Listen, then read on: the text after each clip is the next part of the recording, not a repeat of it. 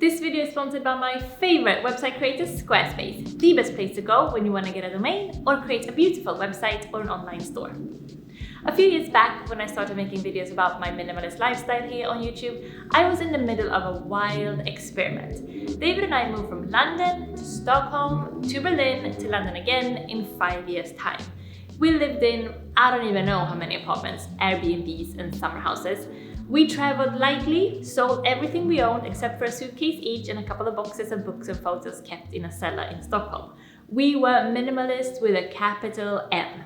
Now, happily settled in London since a year and a half back, let's take stock. Are we still minimalists? Or what's going on? I didn't become a minimalist, I was born one. I've always had this urge to simplify, whether it be my teenage bedroom, my work schedule, or my wardrobe. Aesthetically, I've always loved simple, clean, white, and sparse. Too much patterns and colors can stress me out. I've never been into shopping or owning a bunch of stuff. Closing the door on an overfilled wardrobe or storage space creeps me out. I think this comes equally as much from, first of all, my personality. Having an overactive brain and an overactive heart makes you drawn to calm and simplicity. Second of all, I'm Swedish. Clean, sparse, bright living spaces and modern understated fashion comes with a mother's milk in Scandinavia. So my personality and my nationality combined, that created a natural-born minimalist. When we left London and embarked on our nomadic adventure without owning stuff or any type of contract for a home of our own for years, I guess we put our minimalism to the test. We didn't do this because it was fun. We didn't live in a suitcase for years to be cute. We did it because we were out of money. If you don't have any disposable income, being a minimalist is easy. You couldn't shop away even if you wanted to. The beauty of owning very few things and having almost no money is that you have very little to lose. That can make you daring. David and I stayed 3 months in a cabin in the woods without running water. We had to fetch water down by the lake and lug buckets 10 minutes back up the forest. It made me forever grateful to be living in a place where clean, cold, beautiful water just shows up whenever you flick the tap. And also to send some thoughts to everyone not living in a place where water is so readily available. For a year and a half, in our first flat in London, we lived on 15 square meters, or like 150 square feet. Basically the size of a hotel room. Not only did David and I crunch ourselves in there, the two of us, we also shared this place with mice, rats, and cockroaches. Still, I consider the first year of that being one of the happiest of my life. Later, I wrote my cookbook, tested all the recipes, and took all the photos in a tiny, spider-infested kitchen in another Swedish cabin. And I did all this in the middle of winter.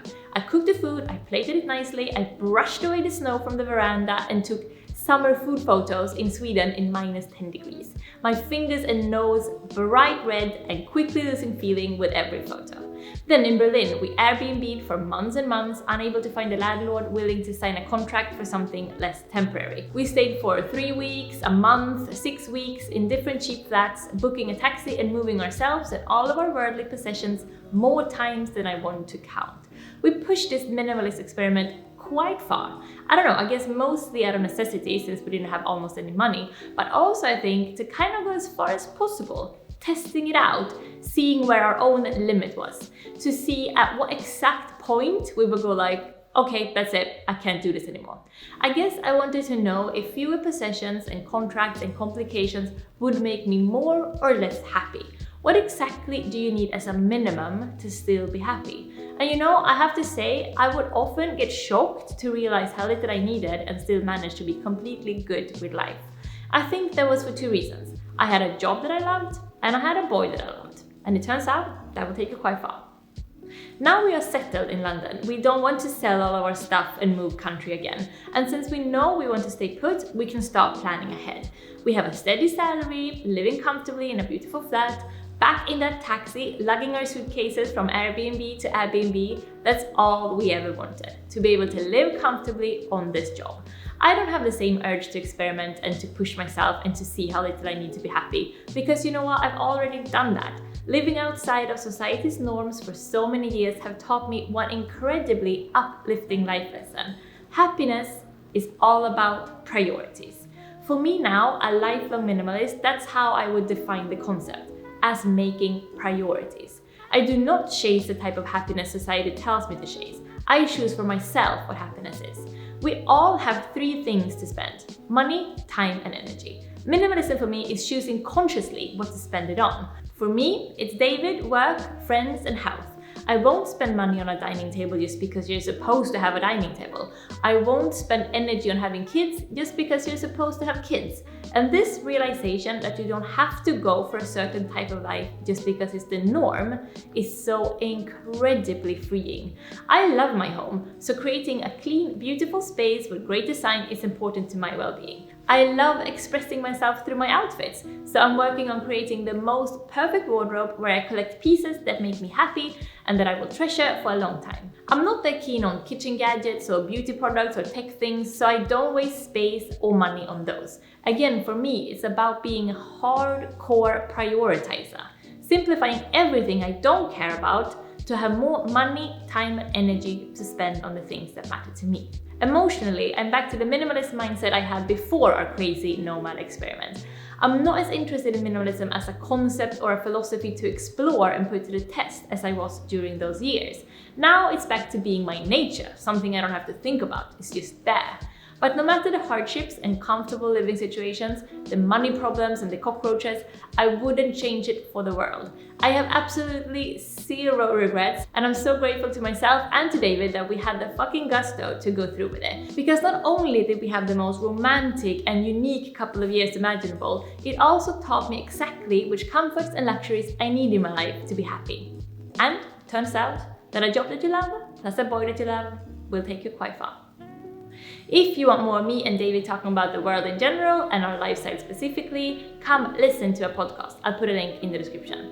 Also give me a thumb if you like this video, it's really helpful if you do. And of course, don't forget to subscribe to not miss my next video.